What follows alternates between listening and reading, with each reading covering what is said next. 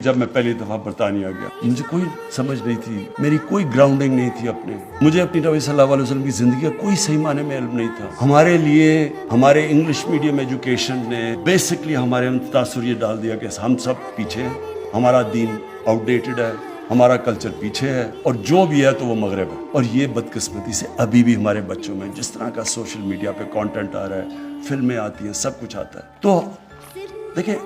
دین میں تو کوئی زبردستی نہیں ہے، قرآن کی تو آیت ہے، اللہ کا تو حکم ہے کہ دین میں زبردستی نہیں ہے۔ وہ کیوں نہیں ہے کہ پیغمبروں کے بھی بچے، ان کے اپنے بیٹے، حضرت نوح علیہ السلام کا اپنا بیٹا نہیں سیدھے راستے پہ لگا، تو ہم کس کو زبردستی سیدھے راستے پہ لگا سکتے ہیں؟ حضرت لوط علیہ السلام کی بیوی نہیں سیدھے راستے پہ لگی، تو ہم کون ہیں؟ تو دین میں زبردستی تو نہیں ہے، لیکن کم از کم ہمارے بچوں کو چوائس تو پتہ چل جائے گا، اگر یہ راستے پہ چلو گے تو یہ اس کے مسئلے ہیں، اور اگر اس راستے پہ چلو گے تو یہ ہے۔ جو آپ قرآن میں آپ کہتے ہیں کہ اللہ مجھے ان کے راستے پہ لگا، نعمتیں جن کو بخشی، وہ نعمتوں کا راستہ یہ ہے،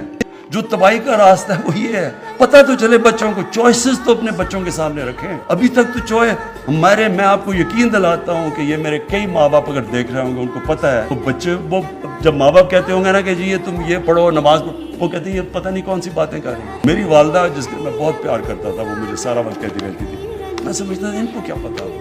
دنیا تو یہ آگے نکل گئی ہے، یہ تو پرانی باتیں کر رہی ہیں۔ میں تو یہ اندر سے ان کے سامنے والد صاحب کے ساتھ جمعے کی نماز میں بھی چلا جاتا تھا، یہ نہیں پتا کہ نماز میں پڑھ کے رہا ہوں کہ مانگ رہا ہوں سیدھا راستہ، لگا ہوں دوسرے راستے پہ۔ اس لیے میں چاہتا ہوں کہ ہمارے بچوں کو یہ نہ ہو۔ میں چاہتا ہوں کہ جو ہمارا یوتھ ہے، جو ہماری فیوچر ہے، میں چاہتا ہوں کہ میری نوجوانوں کو سب کو پتا ہو کہ ہم ہیں کیا، یہ کیوں ملک بنا تھا، جو دنیا کا تاریخ کا سب سے عظیم لیڈر نہ کبھی آیا نہ کبھی آ سکتا ہے، جس کو اللہ کہہ رہا ہے اپنا رول ماڈل بناؤ، تو آپ اس کو رول ماڈل تب بنائیں گے آپ کو پتا تو چلے کہ رول ماڈل کی صفتیں کیا تھی۔ آپ جب تک ان کو یہی نہیں بتائیں گے کہ وہ کیسے اٹھا کے انہوں نے ٹوٹے پھوٹے عربوں کو دنیا کی امامت کروا دی، تو لوگوں پتا تو چلے لوگوں کو کہ وہ کیا صفتیں تھی۔ ہماری یونیورسٹیز میں، سکولز میں کبھی بھی جب تک ہم ان کو صحیح معنی میں اپنے نبی صلی اللہ علیہ وسلم